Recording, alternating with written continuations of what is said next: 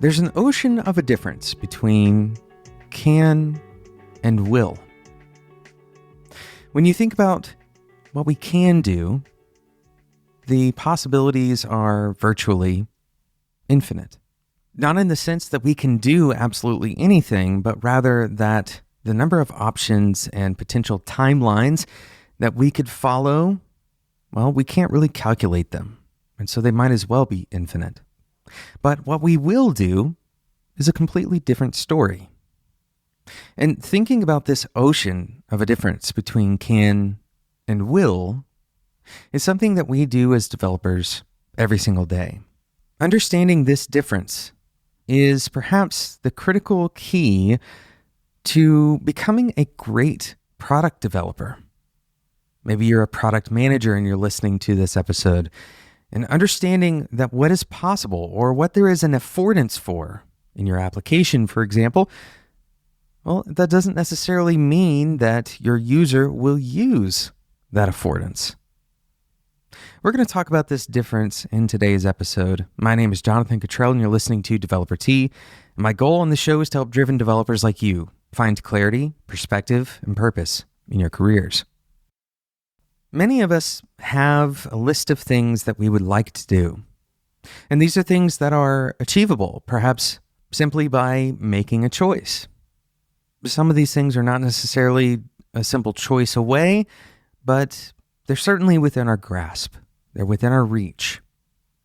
What we can do is very different from what we will do.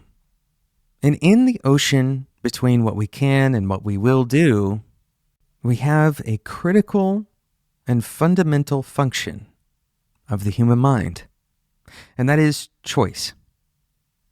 When we observe the things that we can do, our options, and we have to convert our energy and our time and our resources into some kind of choice, we're narrowing down that list of things we could do, and somehow, amongst an infinite number of choices, we choose only one. And of course, this choice cascades and it has effects on what we can do after that choice is made. But this fundamental concept, the idea that we have a vast amount in front of us that we could choose, and yet we only end up choosing one thing, can be debilitating. Now, the good news is that our brains help us out a lot. Our brains are actually making a lot of these choices automatically for us and cutting down a lot of those options, making us believe that they're not options at all. For example, most of us follow cultural norms as if it was not optional to break from them. So we're going to talk about two ways that this affects you in your career. We're going to talk about it both in the kind of day-to-day work that you do and the assumptions that you make about others, but then we're also going to talk about it in kind of a zoomed out perspective about the choices you make at a broad scale about your career and about your life. But first, let's talk about how this applies to the work that you do on a day-to-day basis and the assumptions that you make about other people, your users and other developers. If the list of options that are available to us is nearly infinite, then our brain's job is to constantly be sorting that list by the most relevant options to us.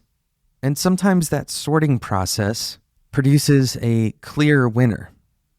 Sometimes that sorting process requires more kind of analysis from our conscious thinking, from our more deliberate thinking processes. But here's what's interesting.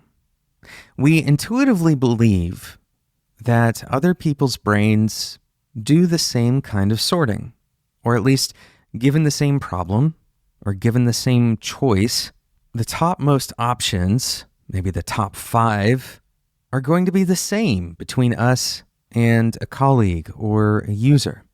But what we miss is that one of the inputs to this kind of sorting machine, this algorithm that we're unconsciously often doing, is our position in relation to the choice. In other words, if I am observing someone else making a choice, then I am sorting the options differently than if I was making the choice myself.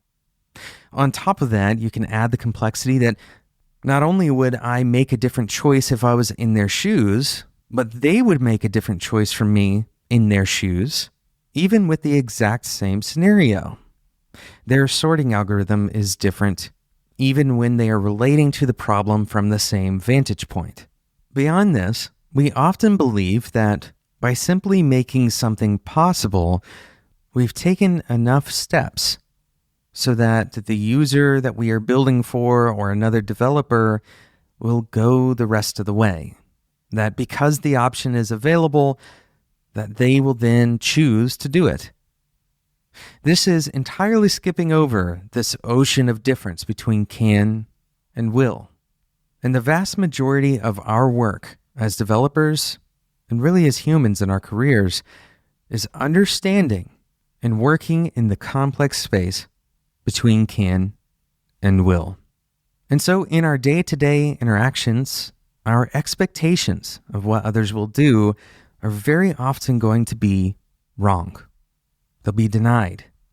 And perhaps even more importantly, it's hard for us to see why. It's hard for us to adopt the decision-making algorithm that someone else has in their mind, that sorting algorithm.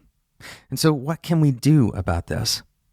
I have two basic recommendations. They're very simple. We'll get through them very quickly. The first is to simply listen more. Allow the person to express the things that are kind of going into their decision-making process. There's probably something that they will say that you could not have predicted. This is particularly true if you are building a product for an audience that you're not really a part of. Listen to that audience and gain the knowledge from their feedback rather than from simply your own intuition. My second recommendation on this day-to-day kind of gap between can and will is to build a common framework, a shared framework for making decisions. And making decisions based on, for example, a shared set of values or a shared set of clear goals. We're going to talk a little bit more about how this disparity between what you could do and what you will do can affect your career in drastic and meaningful ways. But first, let's talk about today's sponsor, Blue Medora. Blue Medora is monitoring integration unlocked. You can seamlessly stream metrics and logs from all of your on-prem, hybrid cloud, and multi-cloud technologies to your favorite monitoring platform. With Blue Medora, you can easily access metrics and logs from over 150 technology sources and bring them right into your favorite monitoring tool. For example, Google Stackdriver, New Relic, or Datadog, any of these tools that you're probably already using. And this gives you the opportunity to kind of achieve a single pane of glass for your entire stack. You don't have to go to 100 different places to figure out what's going on in your stack. It's just one place now. With frictionless integration, you have no more dealing with open source configurations or managing monitoring agents. You get a visual health dashboard of all of your monitoring integrations. And here's the important part. It's free to install and upgrade your Google Stackdriver monitoring. You only pay for the more metrics you stream reflected in your normal GCP bill. You can get $200 worth of GCP credit, which, by the way, can be combined with their free trial credits when you upgrade Stackdriver with BindPlane at bluemedora.com/T. That's bluemedora.com/TEA. Thanks again to Blue Medora for sponsoring today's episode of Developer Tea. We're talking about choice today on Developer Tea, and we're framing it in the kind of picture of the ocean between what you could do and what you will do. You have this infinite number of options in any given scenario, and your brain kind of automatically narrows it down to the top 5 or top whatever number. But when we make big decisions, career level decisions like whether to go to college or go straight to work, what title you want to go for in your career, whether to stay in individual contribution or to jump tracks over to management. whether you should quit your job or stay. These are all major decisions that have profound impacts on our lives.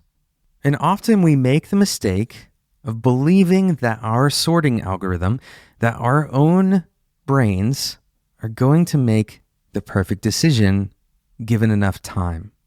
In other words, as long as we can think things through, as long as we can take the time to really figure out what our options are, we can weigh them carefully and ultimately make the most optimum decision for ourselves. This is incredibly unlikely to be true. Most research on the subject says that humans are not very good about predicting their own future and predicting the things that they're going to care about in the future. We're not very good at predicting how much we're going to change in the future. And so when we're making these choices about our future, we almost definitely are doing some kind of prediction. And if we trust ourselves to predict and extrapolate into the future without seeking outside guidance or input, we are incredibly likely to let ourselves down. We can probably make better decisions by getting the insight and the input from other people.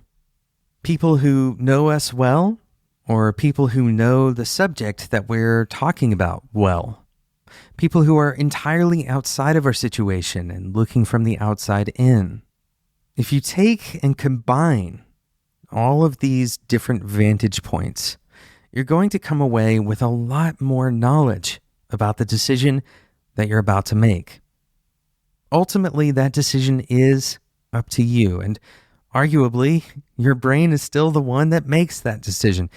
But at least you are exposed to different levels of reasoning and kind of different core principles, ways that people are thinking about the options at hand. Perhaps you'll even see a new option that you hadn't seen before at all.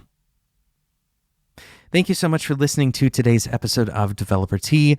I hope that this episode has encouraged you to think about the way that you make choices and to find ways to be more empathetic to others who make choices differently from yourself. Thank you again to today's sponsor, Blue Medora. Head over to bluemedora.com/tea. It's bluemedora.com/TEA to get started today. Thank you so much for listening to today's episode. If you enjoyed this episode and you don't want to miss out on future episodes that are kind of like this one, I encourage you to subscribe in whatever podcasting app you're currently using before the episode ends. Today's episode wouldn't be possible without our wonderful producer, Sarah Jackson, and Spec.fm. My name is Jonathan Cottrell, and until next time, enjoy your tea.